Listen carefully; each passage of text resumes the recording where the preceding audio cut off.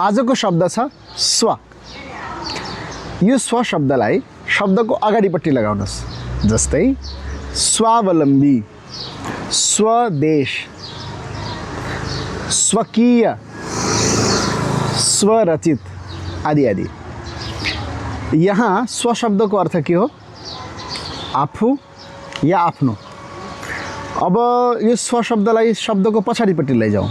जस्तै राजस्व, सर्वस्व, देवस्व, ब्रह्मस्व। यहाँनिर शब्दको अर्थ फेरिन्छ। कसरी? राजस्व अर्थात् राजाको अथवा राज्यको सम्पत्ति, देवस्व देवताको सम्पत्ति, सर्वस्व सबै सम्पत्ति आदि आदि। यसरी स्व शब्द अगाडि लाग्दाखेरि आफू या आफ्नो भन्ने अर्थलाई बुझाइरहेको छ भने पछाडि लाग्दाखेरि के भनेर बुझाइरहेको छ? धन या सम्पत्तिलाई। अब एउटा रमाइलो कुरा, यो स्व शब्दमा स छ दन्त्य या पातलो। यदि यसलाई मोटो स लेखिदिनु भयो भने के हुन्छ? राजस्व। यसको अर्थ के हुन्छ? राजाको कुकुर अथवा राज्यको कुकुर।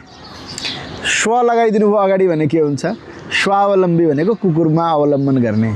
स्वाधीनलाई स्वाधीन गराइयो भने कुकुरको अधीन रहने। यसैले पातलो स र मोटो समा फरक छ है। स्व शब्दले आफू या आफ्नो या सम्पत्ति तीनवटा अर्थलाई सामान्य रूपमा बुझाउँछ र मोटो स लगाइयो भने फेरि के हुन्छ? कुकुर भन्ने अर्थ आउँछ। ख्याल गर्नु होला है त। नमस्कार, धन्यवाद।